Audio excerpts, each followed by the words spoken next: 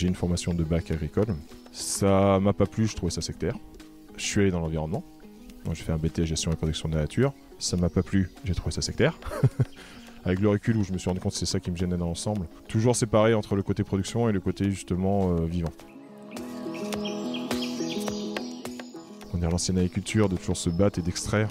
Moi, mon but en tout cas, c'est d'essayer plutôt d'inclure. Quand j'ai un problème, la première chose que je pense, c'est bon, qu'est-ce qui manque, qu'est-ce que je dois rajouter dans le système pour permettre que ça marche bien.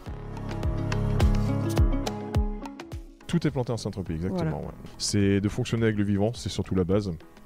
Et quand on dit fonctionner avec le vivant, ça va être aussi bien donc, sur la temporalité, donc avec l'évolution naturelle du milieu, que sur le fait d'avoir les interactions des espèces entre elles, que de se rajouter du travail, parce qu'on n'a plus les animaux à côté, donc par la taille. Je pense que le plus important à mettre en place, c'est qu'on est sur un système qui met en avant la production. On ne met pas la biodiversité en premier, on met quand même la production en premier. Le but, c'est quand même que nous, en tant qu'humains, on en sorte quelque chose qui permette de pouvoir fonctionner pour nous. Par contre, plutôt que d'être en train de faire ça à l'inverse des espèces à côté, on va faire d'inclure en fait tout simplement le vivant autour et de fonctionner avec ce vivant.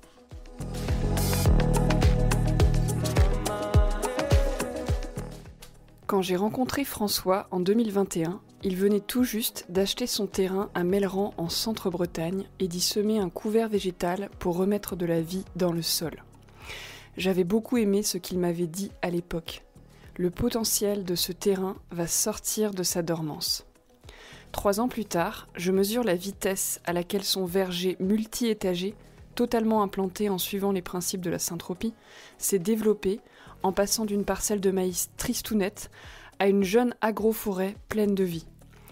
Ce que l'on peut voir aujourd'hui, et ce n'est qu'un début très encourageant, est le fruit d'une expérience de vie qui lui a apporté une capacité d'observation et de compréhension du vivant et d'un travail passionné et discipliné. François a pour objectif de produire du fruit frais de mai à octobre. Baies de mai, framboises, groseilles, myrtilles, cassis, goyavier du Chili, prunes, abricots, pêchers, kiwis, kakis, raisins, aziminiers, pommes, poires, oranges, citrons, clémentines. Avec un goût et une qualité nutritionnelle qu'on peut imaginer explosive. Pour mieux comprendre ce que François va vous raconter, qui est parfois un peu technique, je vous encourage à aller voir les photos de son projet. Je vous ai mis un lien dans les notes de l'épisode. Cet épisode est soutenu par Spiruline Arc-en-Ciel, une ferme dans les Cévennes qui produit de la spiruline délicieuse et de grande qualité en suivant les principes de l'agroécologie. Vous pouvez en commander en ligne et avoir une réduction de 10% avec le code promo OPALINE. Belle écoute!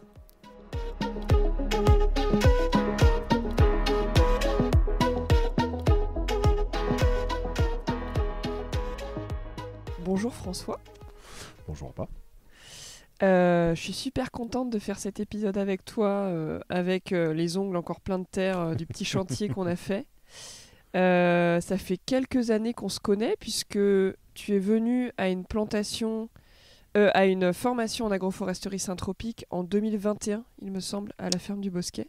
Oui, et tu as été le premier nom que j'ai trouvé, surtout en syntropie en France. Bah parce que j'aime mettre en lumière les belles initiatives de l'agriculture et celle-ci m'a tellement plu que c'est vrai que j'ai commencé à faire des articles dessus en français et en effet ça a permis de diffuser la chose. C'est ça, et donc je suis très content de t'accueillir aujourd'hui. Merci. Tu as commencé à planter ici en 2020. Je te reprends, j'ai eu la terre en 2021, Ok. mars 2021. J'ai fait une régénération du sol et j'ai planté l'hiver 2 mois après la formation en syntropie. Ok, donc hiver 21-22. Ok, donc c'était concomitant quasiment, formation et plantation. Ah oui, 2 mois après, je faisais les choses et... Ok. Voilà. Et du coup, tu nous expliqueras aujourd'hui un petit peu quelle est la philosophie de ton projet. En gros, l'idée, c'est que tu as un verger multi-étagé pour produire une très grande diversité de fruits et aussi des champignons. On va en parler un petit peu plus tout à l'heure pour que tu puisses compléter tout ce que j'ai dit et dire si j'ai dit des bêtises aussi. Avant ça, j'aimerais que on va faire un petit moment brise-glace. Et du coup, je te propose de tirer une carte de ce petit jeu qui s'appelle l'Anti-Sava. Hop, c'est parti. Je la lis, je suppose. Qu'est-ce qui te donne de l'énergie au quotidien? Pour moi, c'est simple, c'est les arbres. Ok. Je suis un amoureux de la forêt, j'ai besoin de la forêt. Quand je suis pas bien, j'ai besoin soit de planter, soit de me balader dans la forêt. Donc, je suis très connecté aux arbres. Et aujourd'hui, comment tu te sens en cette soirée d'automne? Bah, super bien, en plus, on a un magnifique coucher de soleil, donc on ne peut mieux, ouais. En Ok. plus, on vient de planter, donc Ouais, c'est vrai que ça fait vraiment du bien. voilà. De planter dans un environnement comme ça, de voir petit à petit la vie sauvage qui revient aussi un petit peu, les insectes, les oiseaux. J'imagine que d'année en année, ça te fait aussi de plus en plus de bien. Alors totalement, ouais. Moi, un de mes gros plaisirs, en plus, moi qui suis ornithologue de départ, enfin de passion, hein. Même si je pratique plus trop maintenant, on va dire c'est plutôt un gros appui sur la diversité qui me permet de pouvoir sortir plein d'informations justement d'évolution. Et de voir au début des espèces plutôt de prairies, donc notamment le tarier-pâtre, que j'ai découvert être un peu le petit rouge-gorge des prairies, et que petit à petit justement on voit toutes les espèces forestières qui viennent, qui sont de plus en plus présentes. Quand je suis arrivé ce matin, il y avait toutes ces espèces qui étaient autour, qui m'ont vu arriver, en plus qui se mettent autour, enfin c'est le petit côté Blanche-Neige. Le côté très appréciable, ouais, c'est vraiment de voir toute cette vie qui vient dedans, c'est le but du jeu, hein, donc. En résumé, c'est quoi les étapes de vie qui font que tu t'es mis à planter et qu'aujourd'hui tu en es là? Alors pour le tout départ, bon ça c'est une petite phrase que j'aime bien sortir où je suis assez poissard au quotidien mais je suis un grand chanceux de la vie. J'ai eu la chance d'avoir des parents, j'ai vécu à la campagne en fait en campagne profonde, 7 km du bourg le plus proche, vraiment d'un écrin où mes parents ont été énormément implantés, m'ont transmis du coup la passion et à mes frères également de tout ce qui va être un peu autonomie mais surtout d'être à produire, à être parmi les arbres, avec la beauté en plus de tout le végétal, tout le vivant qui se met derrière. Et je partais pas du tout sur le fait de planter au début. J'ai eu un parcours de vie qui a fait que j'ai eu énormément d'expériences diverses et variées, qui vont de l'usine à être surveillant en tant que autant faire le relou qui appelle pour des questionnaires et plein d'autres choses autrement à côté, vendeurs et autres. Et justement, pendant que donc je rénovais ma maison. Au bout de 3 ans et d'être en même temps en tant que surveillant à côté, il me faut une année sabbatique et qu'est-ce que réellement je veux faire après? Parce qu'au début j'étais dans l'animation, environnement, je suis très autodidacte, hein, donc il y a beaucoup de choses auxquelles je me forme grâce à Internet d'ailleurs, notamment, et puis aux rencontres et tout ça. Et du coup, m'est venu cet ensemble de qu'est-ce que j'aimerais faire et autres, et là c'est ma compagne. Donc j'aime bien parce qu'elle s'en souvient pas, mais moi c'est un truc qui m'a marqué. C'est qui m'a dit bah écoute, t'adores les petits fruits, t'adores les arbres, la forêt, tout ça, c'est ce qui te porte, pourquoi tu produirais pas des fruits? Et donc j'ai fait bah ouais, carrément, pourquoi pas. Ça a très rapidement fait son chemin, et vu que j'étais déjà pas mal sur la permaculture, à être à faire des tests, à avoir mis la main à la pâte là-dessus, et ben j'ai commencé à être sur les jardins forêts au départ. J'ai découvert de Stéphane Sobkowiak donc au Canada avec ses jardins ses haies épiceries. Et puis petit à petit, bah voilà, Francis des jours, c'est ça, non, Fabien pardon des jours, Fabrice d'ailleurs. Je suis très nul sur les prénoms. Tous ces petits ensembles qu'on mis, Fukuoka, tout ce que je voulais en fait derrière, moi de toute manière, j'ai vécu dans le monde agricole, j'ai une formation de bac agricole. Ça m'a pas plu, je trouvais ça sectaire. Je suis allé dans l'environnement, donc j'ai fait un BT gestion et protection de la nature. Ça m'a pas plu, j'ai trouvé ça sectaire. En fait, j'aimais pas ce côté qui faisait que ça séparait toujours la nature et Enfin, je l'avais pas forcément sur le coup, hein, avec le recul où je me suis rendu compte que c'est ça qui me gênait dans l'ensemble. Toujours séparé entre le côté production et le côté justement vivant. Et du coup, à travers la permaculture, j'ai commencé à avoir mes premiers ensembles qui se sont mis là-dessus. Avec Fukuoka, avoir le côté au naturel, à me dire d'autant plus on peut fonctionner. Enfin, tous ces ensembles que j'ai eus petit à petit m'ont confirmé dans le fait que oui, ça peut être possible. Et dans le côté, en plus, je voulais avoir ce côté militantiste. Je suis pas forcément du genre à aller faire des manifestations et tout ça. Mais par contre, ce côté de faire pour montrer, ça me parlait beaucoup plus. Et je me suis dit, bah, de toute façon, c'est dans mon caractère, est toujours un peu décalé et tout ça. Je me suis dit, autant faire quelque chose et y aller totalement dans ce qui me porte, dans ce qui me plaît, où on peut prendre ça un peu pour un projet fou et d'être dangereux, mais en même temps en m'assurant énormément de marge de sécurité pour que moi, c'est quand même ce qui me porte, ce qui me permet de faire vivre ma vie, famille, enfin c'est le but. Donc du coup, je me suis dit, écoute, banco, on y va.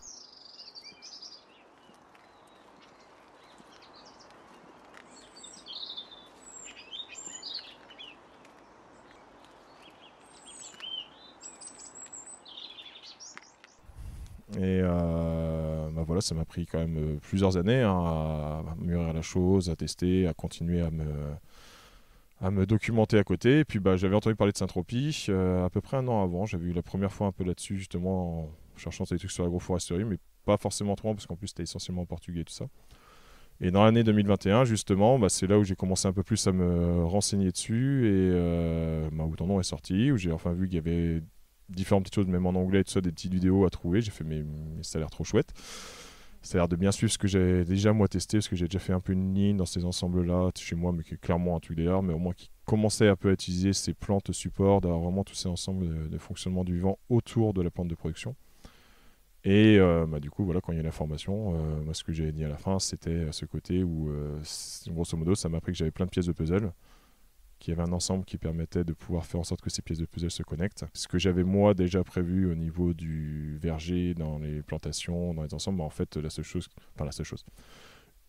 chose qui fait que ça a changé par rapport à mes préparations de plantation, c'est juste que grosso modo, j'ai densifié encore plus. Parce que j'étais déjà un peu parti là-dessus, et j'ai fait ok, on y va à fond. Toute cette phrase qui parle à beaucoup de si t'as peur de planter, plante 2 fois plus. Même si c'était pas encore assez, maintenant je le fais encore plus.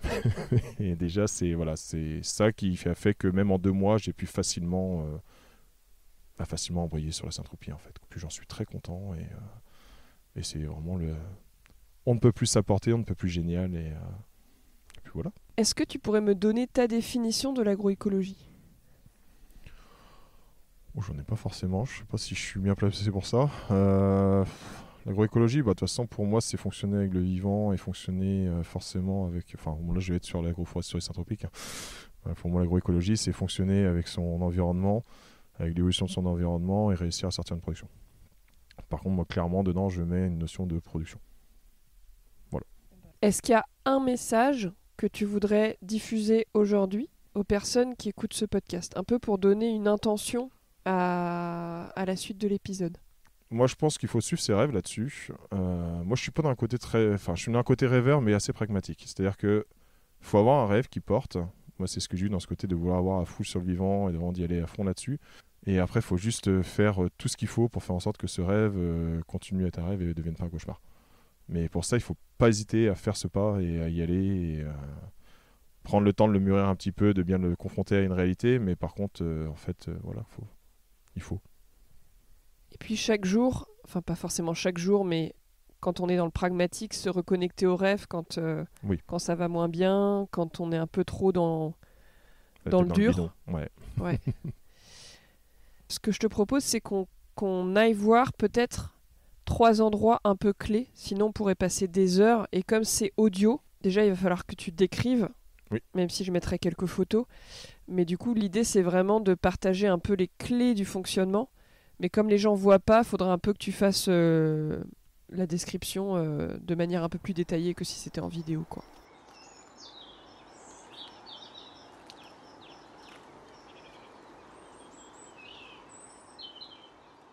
Alors là, c'est ma zone 2 que j'appelle, c'est-à-dire c'est par rapport à mes années de plantation.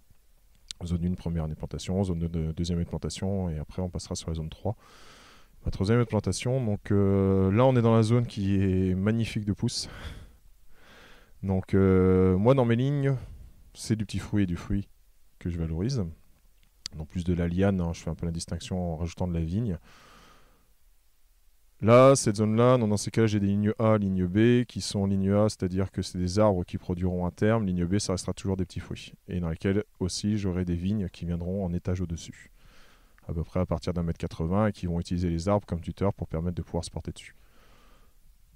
Et dans ces lignes, c'est la zone qui a fonctionné du tonnerre, où on est sur une deuxième année de pousse, avec une moyenne qui est au moins à 2 mètres.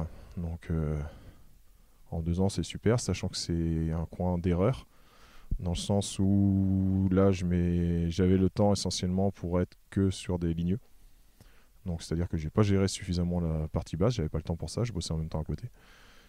Et du coup, malgré ça, j'ai quand même une zone qui, les plants fruitiers sont bien en forme, j'ai eu très peu de pertes. De deux, les affis, ce que j'appelle les affis architecturales, fertilisants, ingénieurs, là je reprends les mots des jours, hein, parce que je trouve que c'est très parlant. Les affis ligneux, on est sur du 2 mètres, on a une superbe pousse. Là les feuilles sont tombées, sauf pour les peupliers. Mais ça a vraiment fonctionné super bien. C'est les sureaux qui ont moins bien fonctionné. Je pense que ça, c'est dû à l'humidité qu'il y avait, où les boutures ont dû un peu pourrir en fait en sol, mis un peu trop tôt, c'était surtout janvier. Mais là, du coup, on a une zone où, pour le coup, j'ai énormément d'espèces début forêt qui commencent à arriver, donc avec notamment les mésanges qui passent beaucoup de temps dedans. Et donc ça, c'est super chouette. Et en même temps, vu qu'à côté, j'ai les zones en herbe encore. J'ai quand même le terrier-pâtre qui vient toujours dedans, donc il y a un mélange justement d'espèces qui fait qu'il y a une grosse diversité, c'est très intéressant. En plus, c'est une zone où j'avais mis ma caméra de capture pour voir un petit peu ce qui se passe quand je suis pas là, et dans laquelle j'ai vu des sangliers qui passaient dedans, des chevreuils, chouettes, et j'ai pas de dégâts. Donc en plus, c'est super de voir que toute cette vie se met dedans, et pourtant on ne gêne pas. Donc c'est juste super, super valorisant.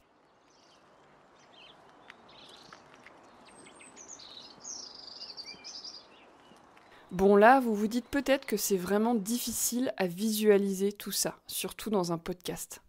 En résumé, les lignes de plantation sur cette zone font 45 mètres de long et sont espacées de 2 mètres en alternant une ligne dédiée aux arbres fruitiers avec 3 espèces d'arbres en 3 exemplaires sur chaque ligne et une ligne dédiée aux petits fruits avec des petits fruits tous les 1,50 m et 3 espèces de petits fruits. Tout cela est évidemment enrichi d'une diversité d'espèces compagnes pour permettre d'avoir toutes les strates et les stades de la succession naturelle. Sur les bordures des lignes, qui font 80 cm de large, il y a des bordures vivantes constituées de consoude et aussi parfois de menthe et de mélisse. Vous allez voir un peu plus loin dans l'épisode que François a décidé de densifier encore un peu plus en plantant parfois dans l'interligne de 2 mètres. Si vous souhaitez connaître le design précis du verger, je vous invite à aller voir le replay de la présentation du design par François, organisé par l'association Destination Saint-Tropez. Je suis retournée chez François quelques semaines après cette interview, en décembre, pour l'aider à planter quelques lignes dédiées à la production de kiwis et de petits fruits.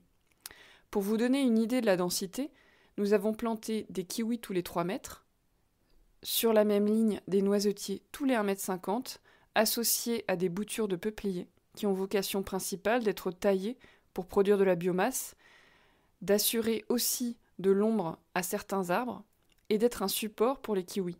François a ensuite créé des nids de graines pour enrichir encore plus le système. Plus tard, dans la saison, sont prévus à la plantation des baies de mai, consoudes, boutures de saule, peupliers et sureaux, etc.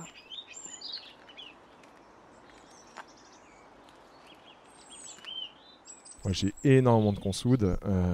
Ça a été ce que j'ai trouvé pour fonctionner le mieux pour empêcher d'avoir les problèmes d'enherbement sur mes lignes. Et plante qui déjà de base a énormément de bienfaits. C'est une plante bioaccumulatrice comme on les appelle. Mais en plus, en Saint-Tropez, ça parle on ne peut plus parce que c'est une plante qui se taille énormément pour apporter énormément de matière et énormément de repousse et du coup énormément d'informations de repousse et rejaillir énormément sur le système.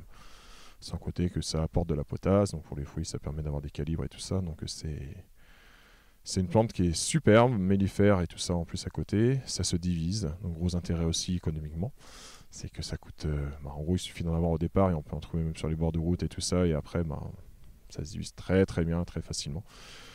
Et donc là au total, moi pour l'instant j'ai 1 km de ligne, et toutes mes lignes ont de la consoude des deux côtés, donc j'ai 2 km grosso modo de consoude, et encore plus...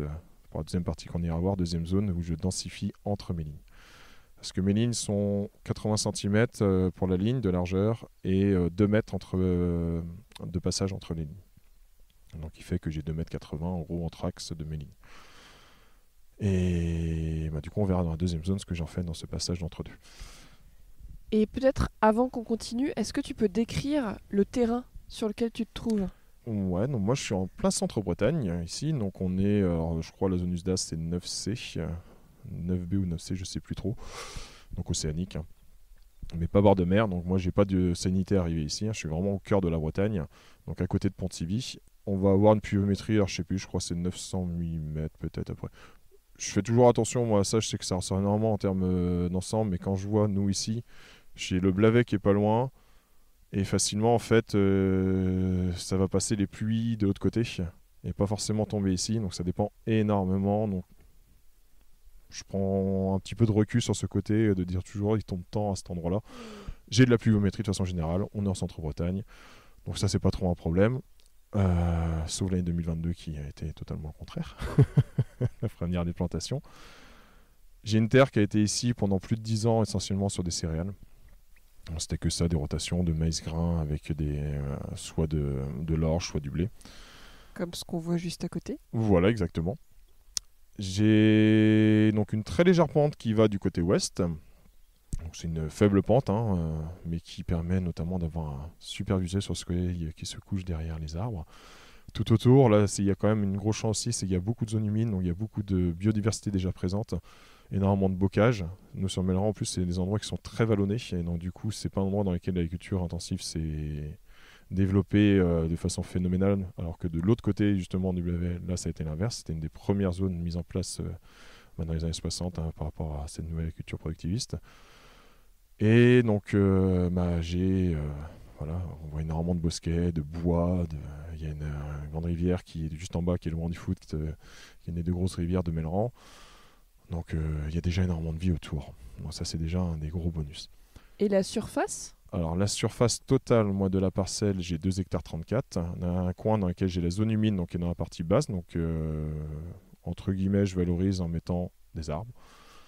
Dans laquelle je vais mettre notamment des chênes et tout ça pour permettre de pouvoir les porter en trogne, pour permettre de pouvoir sortir des bûches pour faire des champignons. Peut-être dans 10-20 ans, mais c'est pas grave, si on sera pour quelqu'un qui prendra la relève, c'est pas un problème. Ce sera jamais un mal d'avoir des arbres de toute façon. Et en plus, ils sont du côté des vents dominants, donc à permettre de pouvoir calmer un petit peu justement ces vents qui arrivent sur les lignes. Surtout c'est une des problématiques, moi je trouve, qui est le plus, c'est qu'on a de plus en plus des rafales de vent relativement constantes. Enfin, ça fait 3 ans que je vis là-dessus. Rafale de vent, et un peu continuellement. Et au niveau du sol, alors pour le coup, j'ai un sol qui est assez intéressant. C'est un sableau argilo-limoneux. C'est très poussant, que ce soit moi autant, je l'ai remarqué ici, que les voisins qui m'avaient déjà prévenu là-dessus, que dans l'ensemble, on a quand même des sols poussants. J'ai à peu près 30 cm de terre arable pour arriver après donc, sur les ensembles qui m'ont changé selon les différentes parties du verger. Notamment sur ma première zone qui va être plutôt un peu plus argileuse, alors que quand on arrive sur ma deuxième zone vers les bouts, on va être un peu plus sableux. Et j'ai la chance d'avoir des sources qui passent en dessous. Donc mon terrain est classé en zone humide. J'ai des sources qui passent en dessous, qui fait que dans ces cas-là, ça peut s'inonder en hiver, mais par contre, ça draine assez rapidement. Donc ça, c'est pas mal, parce que ça veut dire que j'ai toujours une humidité sous le sol, même en été. Et du coup, vu que c'est des plants où pour moi, c'est pas des bébés que je vais avoir, donc je n'ai pas d'irrigation. Je n'arrose que s'il y a réellement danger pour les plantes à côté, où je vois, comme l'été 2022, où là c'est la seule fois où j'ai arrosé, parce que clairement il y avait besoin. Là. Mais conditions très particulières, sinon dans ces cas-là, le but c'est que mes arbres se débrouillent. Enfin, mes plantes se débrouillent, et c'est pour ça qu'avec toute cette cohorte de vie qu'elles ont autour, justement, elles arrivent à s'entraider et à pouvoir se débrouiller, à aller chercher l'humidité là où elle est plus basse et tout ça. Enfin bref, fonctionner un peu par elles-mêmes, quoi. Et je pense avoir fait à peu près le tour de la description du terrain. Si dans les 2 hectares, en plein milieu de les deux, j'ai quand même un ruisseau qui passe avec une ripisylve. Donc ripisylve, c'est les arbres qui sont en bordure de rivière. Et pour l'instant, je me suis installé réellement officiellement cette année, en mai. Donc en tant que jeune agriculteur. C'est ma dernière année parce que j'ai 40 ans à la fin. Donc après, je passe vieil agriculteur. Mais du coup, tout mon plan de financement est placé essentiellement sur cette première moitié qui est basée sur 1 hectare.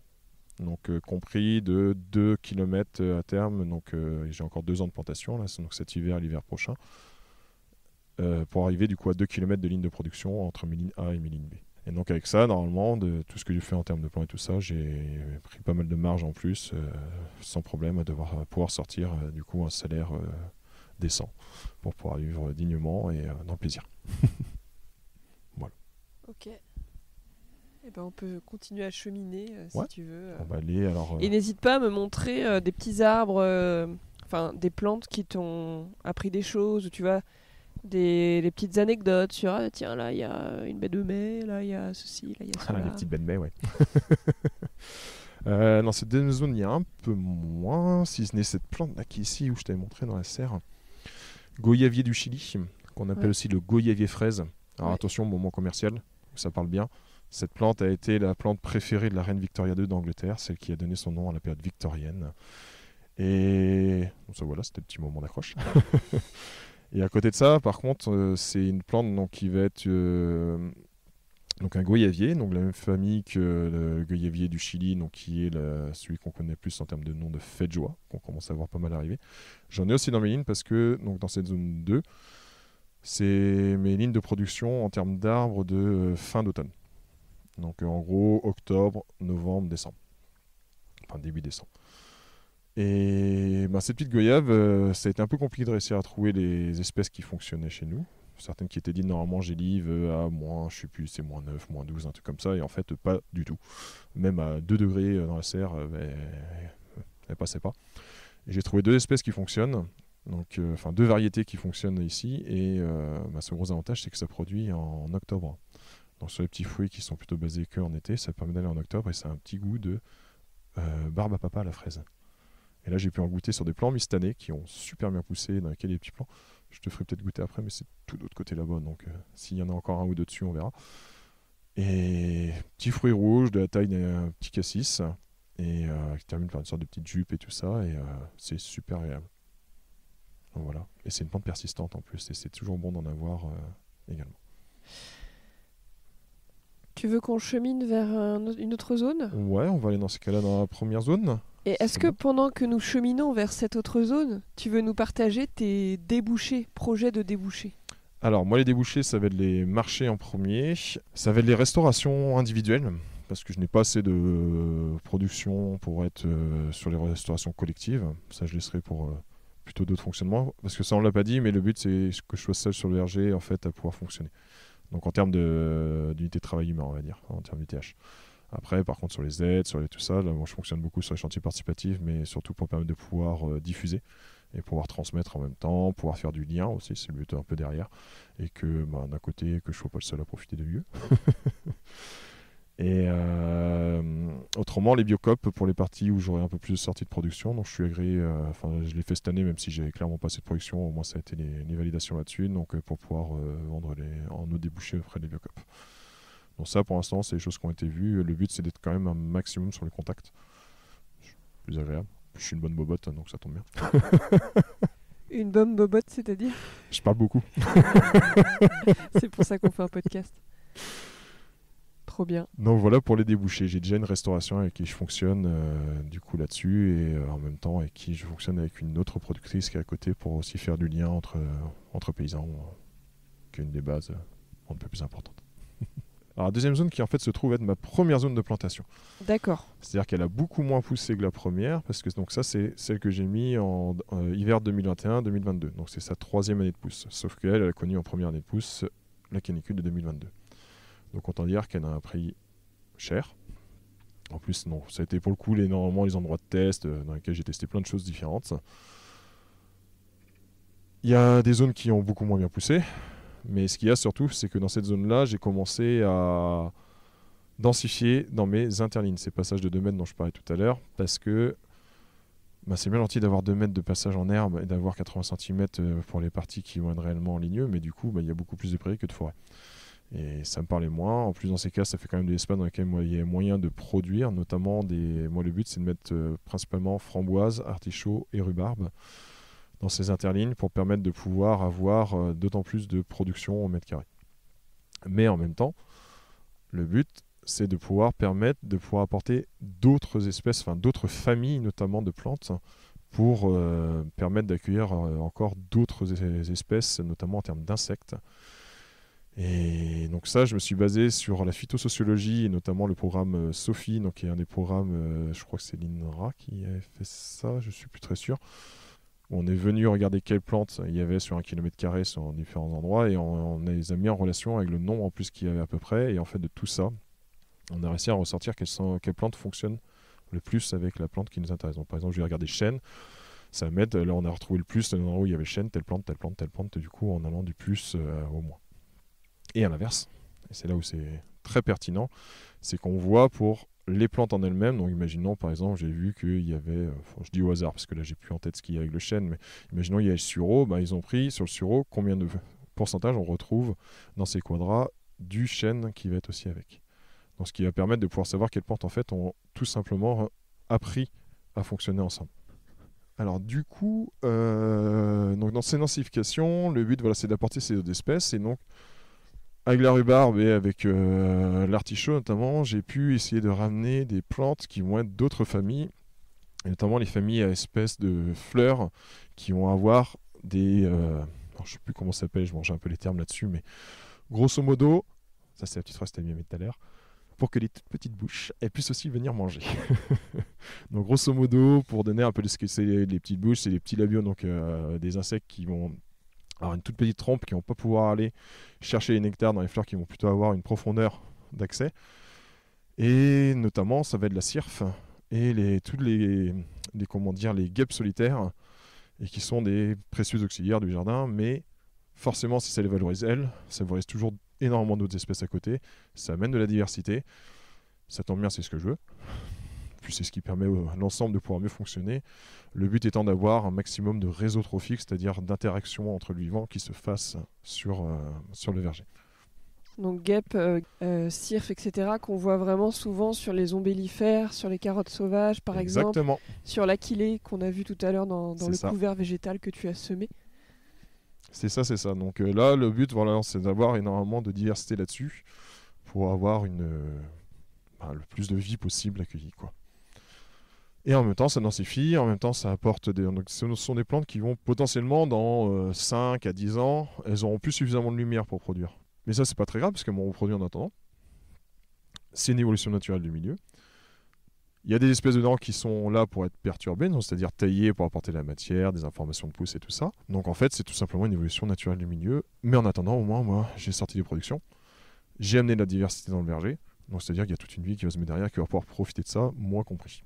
Donc c'est plutôt, je trouve, une bonne idée. Ça rajoute du travail, mais ça, c'est pas grave. Et puis, visuellement, c'est chouette.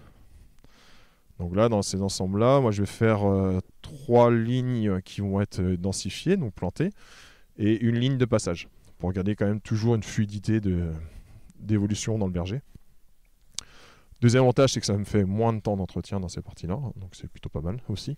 Un des gros problèmes des jardins-forêts au départ et des plantations agroforestières, c'est vraiment l'enherbement. On le redit, poursuivi par une horde de moustiques, c'est assez impressionnant. Ouais.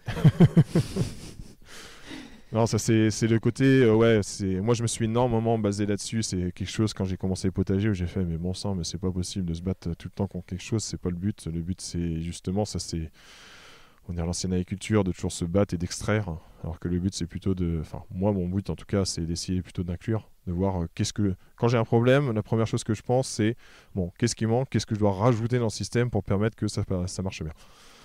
Donc là j'ai eu le problème de la tentraine dont je t'avais parlé tout à l'heure, là, donc qui est une larve d'une petite mouche et qui est une fausse chenille et qui est le stéréotype de la voracité qui peut raser les feuilles d'un cassis en 2-3 jours, qui m'a fait perdre des productions du coup cette année sur des groseilles, parce que ça arrivait au moment où les groseilles commençaient à prendre les couleurs, donc aïe aïe aïe, et donc il n'y a pas encore assez de prédateurs qui soient là-dessus, quoi.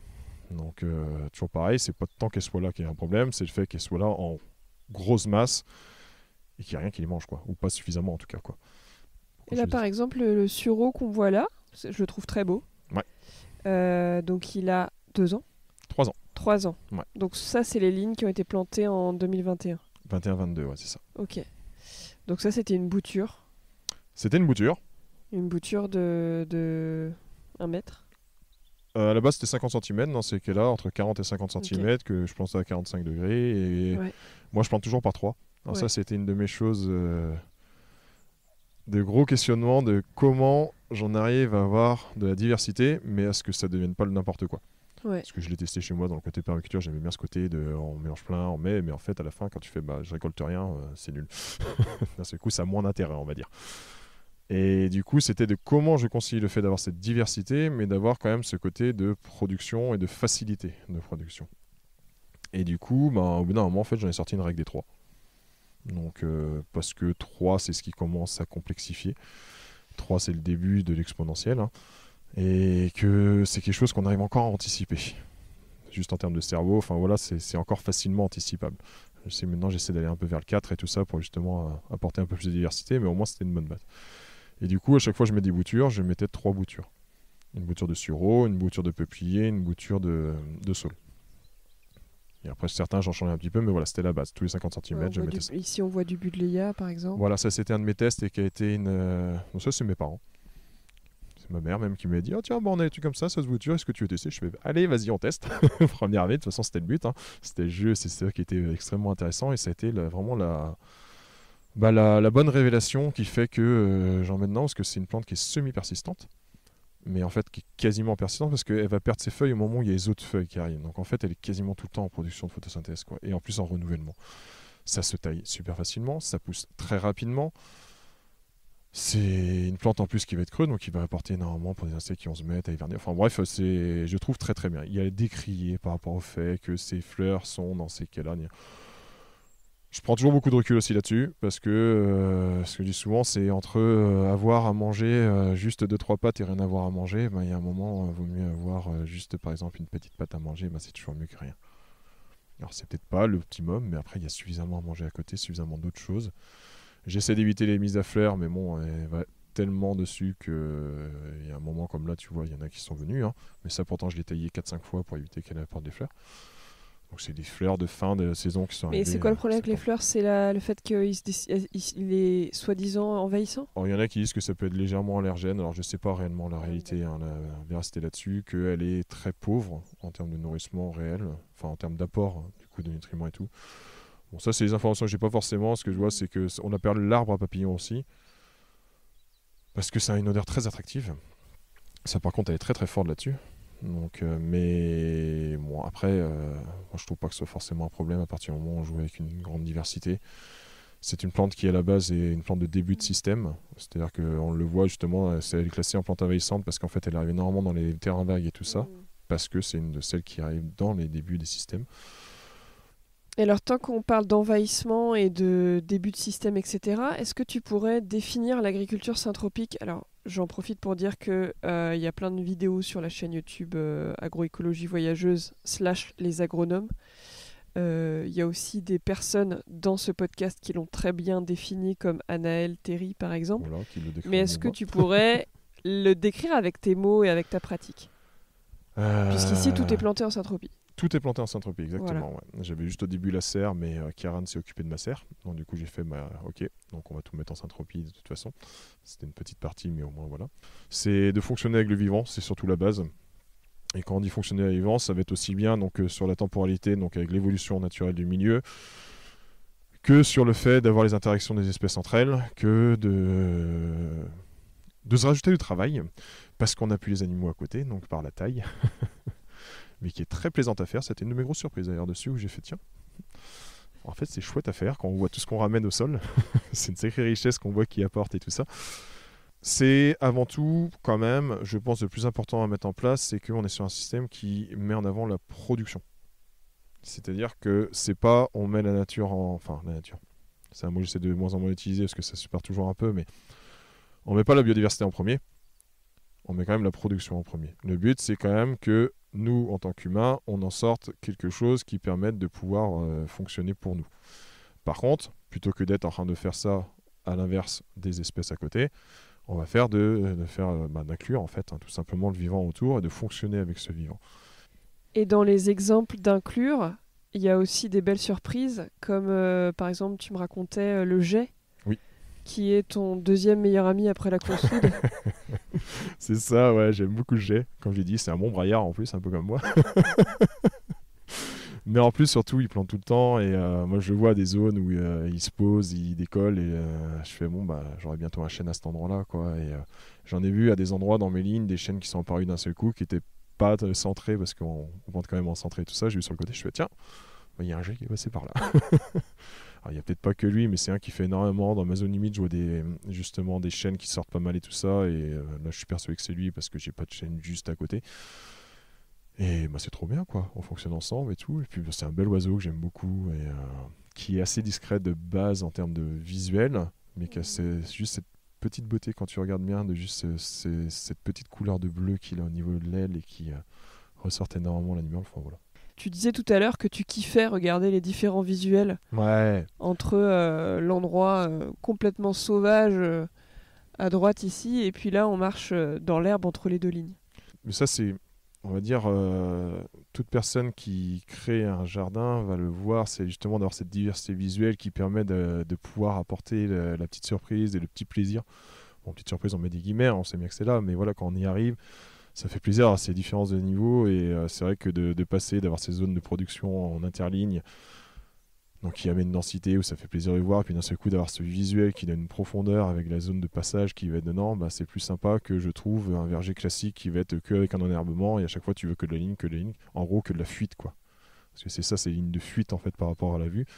Bon, c'est chouette de l'avoir de temps en temps et d'avoir le reste au contraire justement qui soit un peu plus entre guillemets bloqué, même si c'est péjoratif, mais surtout visuellement ça joue, ça fait cet aspect justement comme dans une fois, on fait ah tiens là il y a ça, là tiens c'est ouvert, enfin plus agréable, quoi.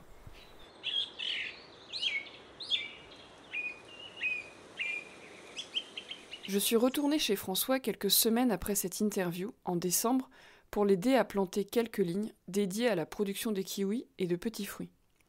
Pour vous donner une idée de la densité, nous avons planté des kiwis tous les 3 mètres, sur la même ligne des noisetiers tous les 1,50 m, associés à des boutures de peupliers, qui ont vocation principale d'être taillées pour produire de la biomasse, d'assurer aussi de l'ombre à certains arbres, et d'être un support pour les kiwis. François a ensuite créé des nids de graines pour enrichir encore plus le système. Plus tard, dans la saison, sont prévus à la plantation des baies de mai, consoudes, boutures de saule, peupliers et sureaux, etc.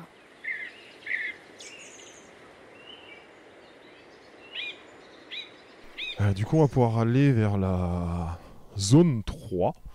Donc là, on était à la zone 1, la première plantée. Là, ça va être celle qui va être plantée cet hiver. Donc j'ai pas planté l'hiver dernier, j'étais essentiellement en train d'assurer notamment, enfin j'ai planté la consoude l'hiver dernier, ce qui m'a pris beaucoup de temps du coup. Puis il y a eu Kiran bien sûr, et puis plein de choses qui ont, comme tout le monde, comme tout producteur, ça nous a pas mal mis dans le jus un peu tous. La tempête. Voilà, la tempête. Et là du coup, cette année, donc je reprends les plantations, 500 mètres de ligne de production. Les arbres, ça va être des arbres de début d'automne, donc ça va être des pommiers, des aziminiers et des figuiers. Donc là, si je décris avec mes mots, et avec ce que tu m'as dit tout à l'heure, on n'a pas d'arbres, puisque ça va être planté, et on a des planches qui vont être les futures zones de passage, qui sont soit de la bâche, soit de l'herbe. Exactement. Et entre ces planches, on a des bandes de couverts végétaux. C'est ça. Ça, c'est une chose que je trouve qui est vraiment primordiale à apprendre à travailler avec, et tout le monde agricole commence à énormément travailler avec ça. Le gros avantage, c'est que ça veut dire qu'il y a des filières qui sont en place, ça veut dire qu'il y a tout un ensemble déjà de bases sur lesquelles on peut se fournir. Quand on est en Saint-Tropez, on a les parties où par rapport à l'évolution, on va dire le placenta, la phase secondaire et la phase climax, donc qui correspond par rapport aux durées en fait, de vie des végétaux mis en place. Et donc la phase placenta, ça va être de l'ordre de quelques mois à l'année, maximum bisannuel. Et là, du coup, grosso modo, c'est un peu comme si je faisais une sorte de dérobé, c'est-à-dire un pré-placenta, où je ramène de la vie, j'empêche l'enherbement d'être déjà présent, et j'ai déjà de la matière à pouvoir tailler et remettre en place. Et l'avantage, c'est que ça va déjà avoir un très bon impact sur le sol. Parce que ça, oui, je ne l'ai pas dit, la base, c'est toujours pareil, mais ça, je pense qu'on le dit un peu tous dans ces courants-là. La base, c'est le sol. C'est sur ça qu'on fonde, et la seule chose, c'est que on ne peut pas voir dans le sol parce qu'on n'y vit pas. Mais par contre, ce qu'il y a sur le sol, c'est ce qui nous permet de pouvoir apporter énormément d'informations sur le bien-être justement de cette base, quoi. Et ces couverts végétaux, l'avantage, c'est que moi j'ai étouffé avec la bâche, donc mine de rien, ça a enlevé cette vie pendant un moment. Mais c'est ce qui m'a permis d'éviter de galérer monstrueusement à enlever tous ces trous d'herbe, qui est autrement un sacré travail. Donc moi je suis pas mécanisé ici, c'est une chose qu'on n'a pas dit. La seule chose que j'ai, c'est un tracteur tondeuse, c'est mon plus gros engin, et qui est essentiellement pour entretenir mes lignes, autrement tout le reste c'est du manuel. Et du coup, les bâches, c'est ce qui. Donc, moi, c'est des bâches de récupération des anciennes bâches d'ensilage d'agriculteurs. Et du coup, ça me permet d'étouffer l'herbe. Par contre, pendant ce temps-là, il n'y a pas de vie à aller dessus. Ce sont des bâches plastiques imperméables. Hein, donc, du coup, il n'y a pas d'eau non plus là-dedans et tout ça. Donc, voilà. Mine de rien, ça n'a pas un effet super valorisant sur le sol directement. Et c'est pour ça que de mettre ce couvert végétal, ça permet de redonner d'un seul coup ce boost de vie avant d'avoir nos plantes pour que mes plantes arrivent déjà dans un sol qui soit déjà vivant, déjà en forme, déjà présent et qui bénéficie déjà d'un bon accueil, quoi. Donc là, en plus, c'est chouette parce qu'il a bien pris. Facili, là, pour le coup, avec de l'avoine rude et puis de la veste. Semé quand, du coup? Semé, j'ai mis les premiers, là, donc dans un peu plus bas, là, qui sont dernière semaine d'août. La dernière que j'ai mis, qui était deuxième semaine d'octobre, si je dis pas de bêtises. Et donc, tu vas planter? Et on va planter tout ça cet hiver. Ok. Donc ça va commencer par décembre les plantes de production. Ensuite, dans ces cas-là, ça va être les nids de graines qui vont être en janvier. En février, ça va être les boutures qui vont être mises en place. Je vais déjà commencer là, en novembre à mettre un peu de bordure vivante, donc avec les consoudes, les fameuses. Et du coup, mélisse et menthe, qui sont les deux autres plantes que je mets dedans pour apporter la perturbation, empêcher, prendre la place pour pas qu'il y ait l'enherbement qui revienne et tout ça. Et puis moi sûrement plein d'espèces sauvages qui vont se mettre comme la carotte sauvage que je t'ai montré de l'autre côté. Enfin ça après la vie va se faire dedans de toute façon. Mais au moins pas d'enherbement à venir embêter. Après une touffe d'herbe par-ci par-là ça me dérange pas. C'est le fait qu'il y en ait partout quoi. Et donc les boutures en février. Et puis terminer les bordures vivantes en mars. Et tu vas laisser le couvert comme ça ou tu le fauches à un moment Je suis pas encore totalement décidé. Je vais voir en fait comment il va être. Je pense que ça va être vu en décembre, enfin fin novembre, comment il va être dans un mois. Et normalement c'est censé être Gélif. Mais bon, le Gélif on le connaît plus trop. Ouais. Donc, sauf mes pieds en ce moment. Voilà. Mais autrement, non, ça va être vraiment vu sur le coup. Soit je plante parmi, mais ça risque d'être un peu gênant, soit je le fauche, laisser sur place, et puis planter après parmi cette fauche, quoi. Et donc là, la chose, surtout pour cette zone-là que je voulais dire, c'est que c'est réellement, pour moi, les premières lignes syntropiques que je mets, dans le sens où avant, ça a été des tests. C'est-à-dire que je me suis fait mon expérience, hein. Et parce que je faisais par rapport à moi, mes observations autour, et par rapport à ce que ça donnait directement sur le verger. Et là, réellement, j'ai commencé à mettre tout un protocole d'ensemble que je vais tester cette fois pour vraiment avoir bien toutes les phases, bien tout qui soit planté, pour vraiment avoir... le but, c'est que ça pousse encore mieux que ma deuxième zone qui, actuellement, fait les domaines. Là, on était au tout début, du coup. Et espérer avoir cette explosion du vivant qui se mette en place. Si je l'ai, ça validera totalement le fait que c'est bon, j'ai trouvé mon bon protocole, en tout cas pour ma parcelle. Okay. Je te propose pour terminer le podcast qu'on retourne s'asseoir dans la serre. Ouais. Bon, je pense pas qu'il fasse beaucoup plus chaud là-bas. On sent quand même qu'on est fin octobre et que... on est en Bretagne. On est en Bretagne. L'humidité tombe.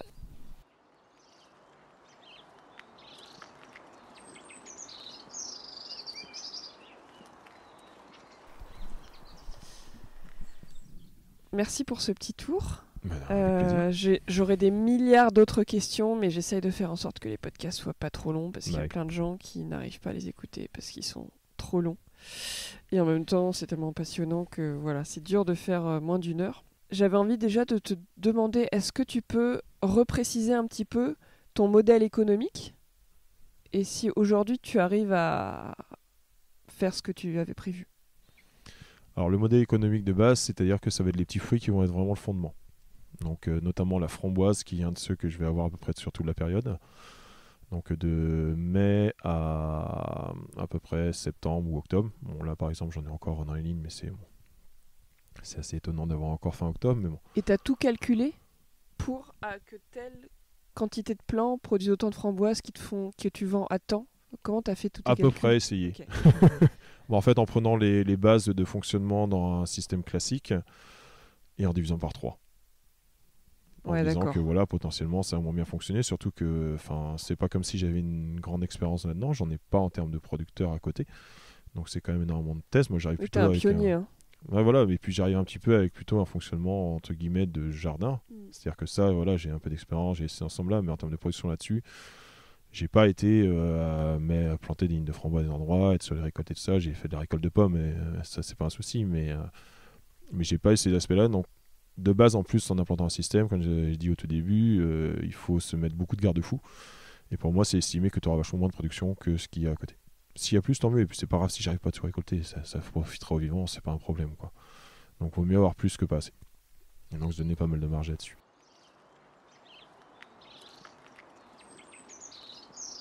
Ce qui est très intéressant dans le cas de François, c'est que c'est la première fois qu'un dossier de demande de DJA, dotation aux jeunes agriculteurs, est validé pour un verger multi-étagé. Jusque-là, beaucoup de jeunes paysans et paysannes, avec un modèle ultra diversifié comme François, ont tenté de demander la DJA sans succès, ou n'ont même pas tenté, car jusque-là, les chances que des projets d'installation avec des productions très diversifiées soient acceptés étaient assez limitées. L'acceptation du dossier de François envoie un signal positif sur l'évolution des aides à l'installation des agriculteurs en faveur de l'agroécologie. Cela veut dire qu'il y a équivalent de jurisprudence. Si vous souhaitez déposer un dossier pour une installation en verger multi-étagé, il y a déjà un cas qui a été accepté. Les instances reconnaissent que le modèle économique de François est viable. Il faut dire aussi qu'il a fait un dossier béton en utilisant les rendements de chaque espèce quand elles sont en monoculture et en les ramenant à son système très diversifié. Autant vous dire que son cerveau a bien chauffé pour faire les calculs.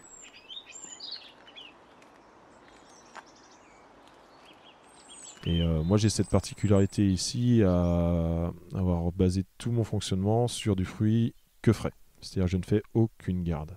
Les pommes que j'ai prévues, je vais avoir que 3 espèces de pommes. Le but, c'est qu'elles arrivent essentiellement du coup dans cette partie de septembre-octobre, et je les vends dès que je les cueille. Je fais pas de garde. C'est vraiment le but, notamment parce que j'avais pas de bâtiment, je peux pas en mettre, je suis en zone humide et tout ça, mais parce que en plus, mine de rien, c'est vachement de coûts en plus. Donc vachement d'investissement à avoir en plus, donc potentiellement plus de difficultés, donc plus de stress parce qu'il ne faut pas louper tes ventes et tout, enfin bref. Je me suis dit que c'était possible, ça pouvait se gérer, et là grosso modo, je commence l'année en production, enfin en termes fruitiers en tout cas, sur les parties donc de mai, avec soit la baie de mai, si elle est tôt, elle va être vraiment en mai, sinon en général c'est plutôt début juin ici, et la framboise du coup qui arrive en général entre fin mai, début juin également. Et à partir de là, après j'ai tout le reste qui s'enchaîne. Donc les petits fruits, on termine par, comme j'ai dit tout à l'heure, le côté à avoir le goyavier du Chili. Et autrement, après c'est les arbres, où là pour le coup, mes premières productions arrivent normalement fin juin, début juillet au niveau des arbres. Donc ça, je dis normalement parce que je ne les sais pas encore, ils sont encore en train de grandir. Tu peux nous donner quelques exemples ? Ça va être les pruniers, ça va être les abricotiers, ça va être les pêchers. Donc ça c'est pareil, ce sont des tests. J'ai eu pas mal de pertes sur les abricotiers. Donc ça, après, ça fait partie des aléas. Hein. C'est pour ça que je dis, ma base, elle est quand même sur les petits fruits, quoi qu'il en soit. Parce que pour l'instant, sur mes lignes d'arbres, de toute façon, j'ai des petits fruits qui produisent. Donc le but, c'est qu'à terme, justement, ces arbres prennent la place parce que ça demande moins de temps de cueillette. C'est plus facile à pouvoir gagner du temps, on va dire, pour moi là-dessus, quoi. Donc c'est ce que je vais voir. Les aziminiers qui vont arriver en été également. Donc aziminier, pour ceux qui ne connaissent pas, c'est une espèce de mangue qui vient des zones de New York, à peu près, au nord et sud de New York, dans ces zones-là, donc à peu près c'est nos latitudes. Et si ça ne s'est pas développé, c'est notamment parce que c'est un fruit qui doit être consommé très rapidement. On est à peu près dans les 48 heures quand il est à maturité. Donc ce qui correspond, je trouve, assez bien à un fonctionnement quand on est justement sur de la vente directe. En plus, autant avoir le consommateur à côté que de ne pas garder les fruits, quoi. Et on est sur un fruit qui va avoir des goûts qui vont être entre la mangue, la banane et l'ananas. Donc côté assez très exotique, très sympathique et très agréable. Et pour les dernières productions, donc ça va être l'effet de joie. Et l'année prochaine, je commence à tester les agrumes. Donc orange, citron et clémentine. Avec des espèces bien sûr adaptées chez nous et tout ça, mais ça commence à bien se développer et j'ai hâte de tester. En tout cas, ce que je propose, c'est que s'il y a des gens qui ont des questions sur ton modèle économique, ils te contactent directement. C'est ça, et puis moi le but c'est d'ouvrir toutes les plantations, donc pas totalement tous les samedis, mais minimum 3 samedis par mois, donc qui vont correspondre à chaque fois en termes de chantier selon la période. Hein. Mais du coup, il ne faut pas hésiter à venir. Je garde un temps pour transmettre dessus. Il y aura forcément un temps à mise à la pâte pour planter tout ça, mais le but c'est quand même de pouvoir échanger, pouvoir diffuser. Donc là, ça peut être des moments de rencontre en plus qui peuvent être très chouettes. Je vais te poser une question que je crois que j'ai jamais posée encore à quelqu'un. Attention. Et ça sera, je pense, la dernière ou l'avant-dernière. Comment ce projet t'a transformé en la chose la plus importante que tu as envie de partager? Waouh. Bonne question. Je sais pas si j'ai une réponse à tout de suite comme ça. C'est pas une chose à laquelle forcément je réfléchis parce que c'est un truc du quotidien et je suis assez dans le vivre sur le présent sur ces parties-là. Qu'est-ce que ça a amené? Un autre ancrage au territoire et ça commence à m'apporter une sorte de validation aussi de mon discours là-dessus, quoi. C'est-à-dire que c'est bien joli de dire il faut fonctionner avec le vivant, c'est comme ça que on y arrivera demain.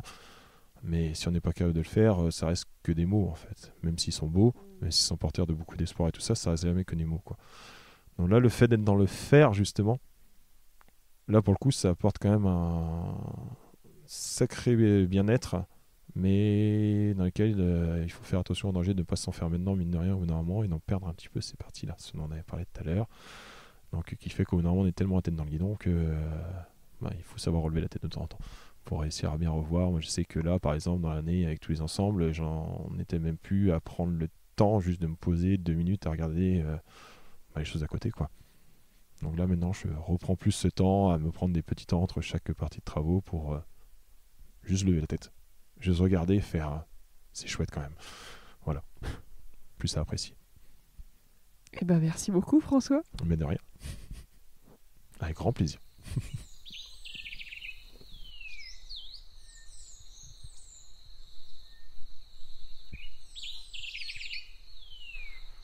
Alors, comment vous sentez-vous après avoir écouté cet épisode? Je vous invite à prendre juste un petit moment pour ressentir ce qui se passe à l'intérieur de vous. Si vous souhaitez m'encourager à continuer à développer mon travail, vous pouvez me soutenir sur mon Tipeee Agroécologie Voyageuse. Une autre manière de me soutenir est de mettre 5 étoiles sur votre plateforme d'écoute et laisser un petit commentaire. Vous pouvez aussi partager cet épisode à 3 personnes qui pourraient être intéressées par ce sujet et suivre le podcast Agroécologie Voyageuse sur Instagram. Si vous souhaitez être tenu informé de la sortie des prochains épisodes, je vous invite à vous inscrire à ma lettre d'inspiration agroécologique, le mycélien. Tous les liens sont dans la description du podcast. Prenez bien soin de vous et surtout, n'oubliez pas, ne soyez pas expert, soyez vers de terre.